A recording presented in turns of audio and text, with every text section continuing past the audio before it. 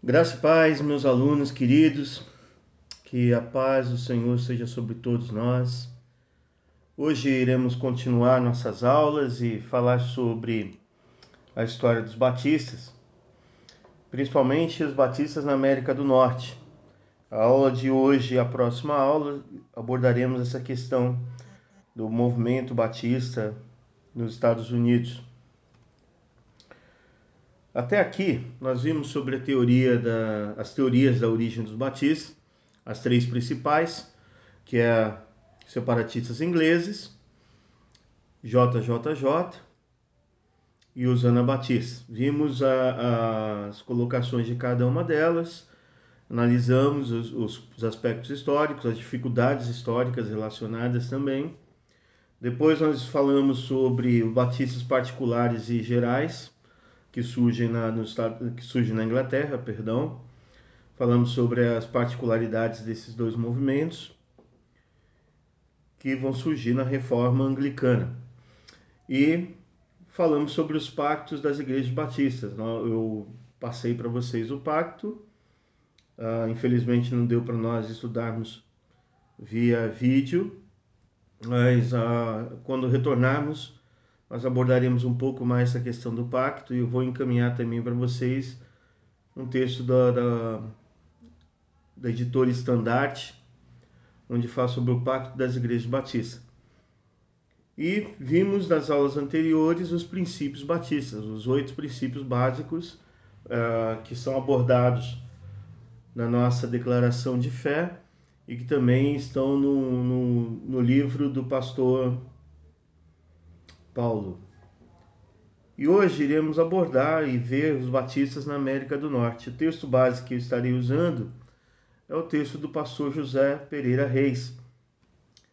E tudo começa, quando nós falamos em batistas na América do Norte, com a viagem do Mayflower. Tem uma foto aqui, um slide que vocês vão poder ver. Então, vamos relembrar que quando nós falamos em reforma protestante, nós temos pelo menos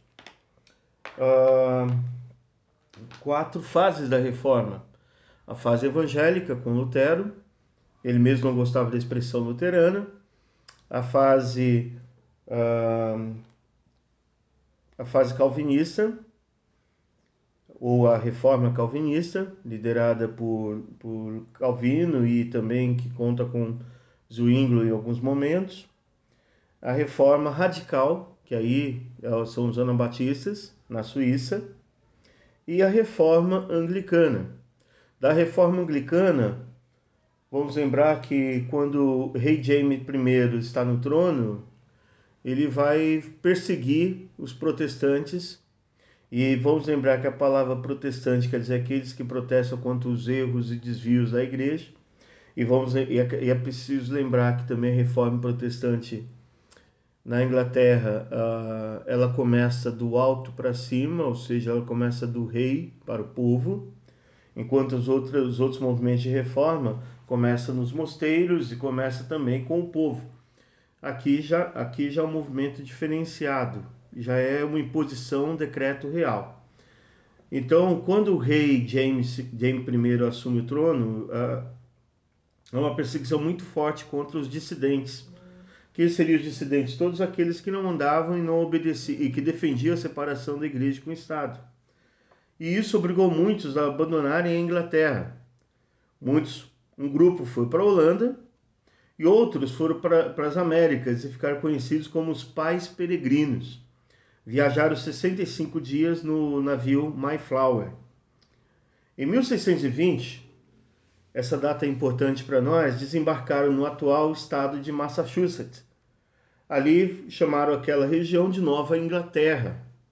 Segundo José Reis Pereira, essa Nova Inglaterra ela vai ser marcada por uma teocracia. Mas eu quero frisar que isso é uma visão do José Reis Pereira. Não vejo que havia uma teocracia, um governo de Deus no meio desse povo, mas sim que houve até alguns exageros. E nós vamos ver que um desses exageros vai acontecer contra Roger Williams. Então, o primeiro personagem que eu quero destacar aqui é Roger Williams, que em 1625, ou seja, 5 anos depois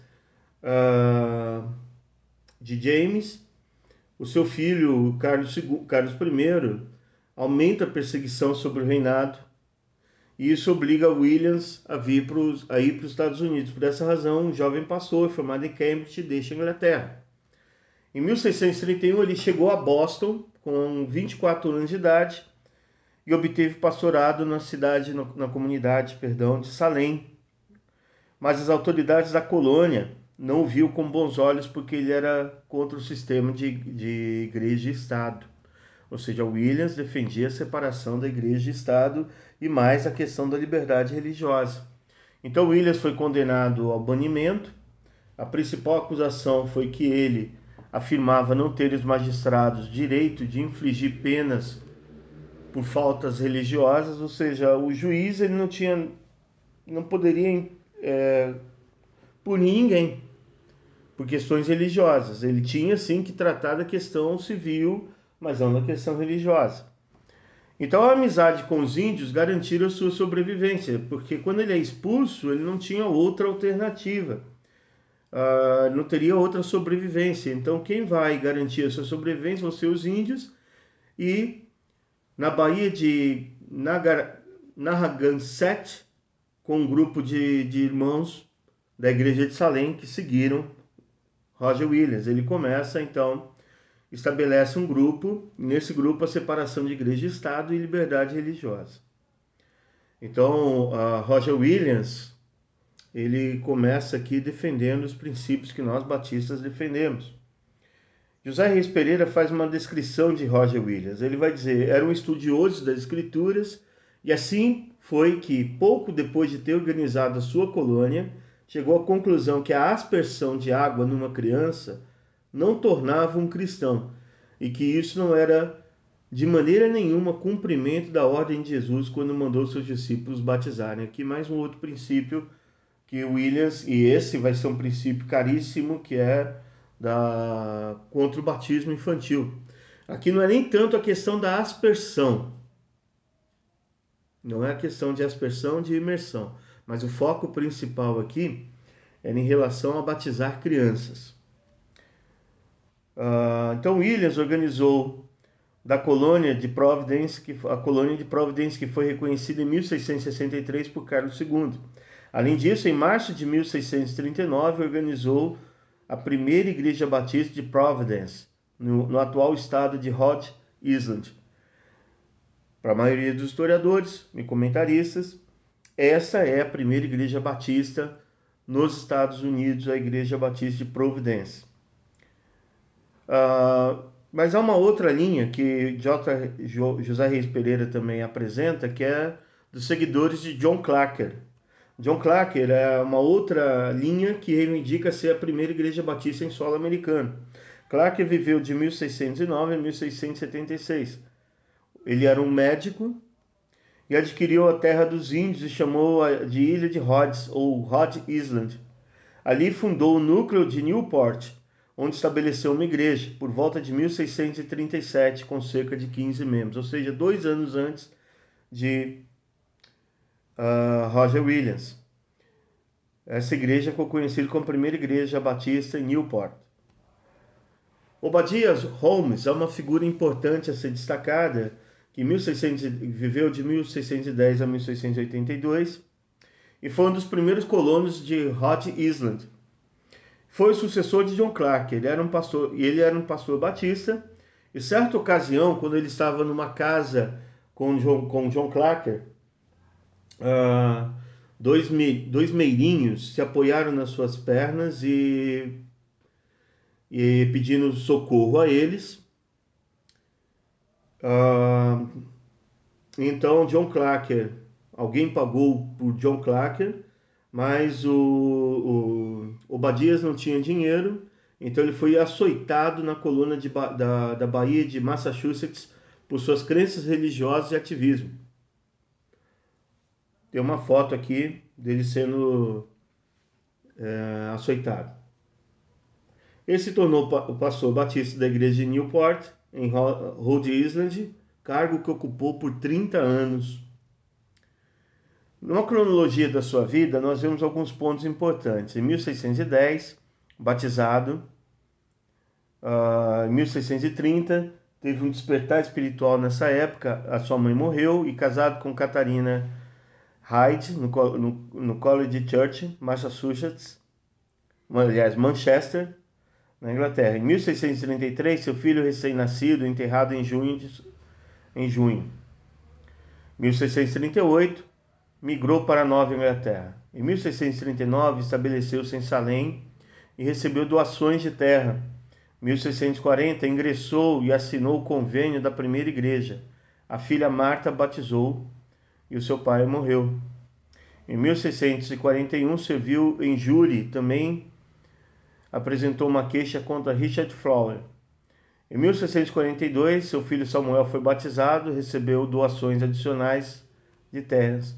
O filho de Obadias, em 1644, o filho de Obadias batizou e desenhou o bloco de terra por lote.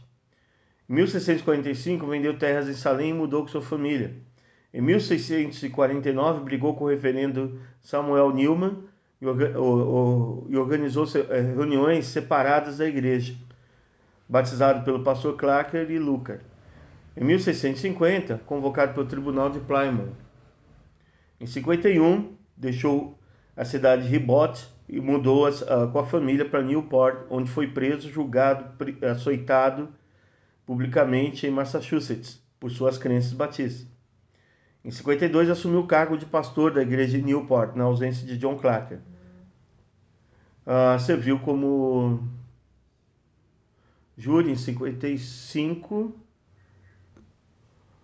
e serviu como comissário de Newport. Juntou-se a uma missão com Samuel Hubbard aos holandeses em Long Island.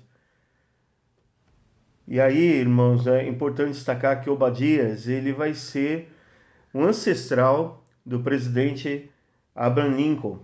Ele morre em 1682. E aí vemos um outro personagem importante, que é Henry Dunster, primeiro presidente do colégio de Harvard, que mais tarde se tornaria a primeira universidade americana, a Universidade de Harvard. Em 1649, chegou em Boston. Em 53, se opôs ao batismo infantil e expôs com franqueza sua convicção de que somente os crentes poderiam ser batizados. Por essa razão, ele foi banido da igreja. É importante salientar aqui que tanto na Roger Williams, todos esses homens defendendo a separação de igreja e de Estado, se opondo ao batismo infantil, eles tiveram o preço, eles foram presos, foram açoitados, sofreram perseguições, banimentos. E o Henry Dunster, ele se opõe a batizar o seu próprio filho. Quando chega o momento do batismo da criança, ele com dúvidas se opõe e na sequência ele vai afirmar francamente que ele é contra e isso vai causar a sua expulsão. E ele vai então organizar a Igreja Batista em Boston. Outro personagem importante, John Miles, que foi fundador da Igreja Batista em Gales e fundou a primeira Igreja Batista em 1663, primeira Igreja Batista na colônia de Massachusetts. Em 65, Thomas Gold fundou a primeira Igreja Batista em Boston. Esses homens fundaram essas igrejas fundamentados nos princípios batistas. É claro que os princípios estavam em formação. A igreja estava em formação. É preciso lembrar também que o próprio codinome Batista foi dado a eles como uma forma pejorativa, porque eles defendiam o rebatismo, eles eram contra o batismo infantil. E esses homens, a maior parte deles, de crença calvinista, de crença puritana. Havia, sim, os gerais, mas a maior parte deles eram particulares.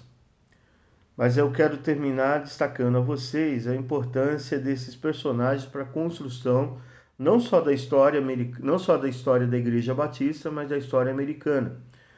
Antes da primeira Constituição, nós temos um documento que foi forjado e que, ao ser escrito, ele tem uma influência batista no fator da determinação da liberdade religiosa, da liberdade de culto de cada um.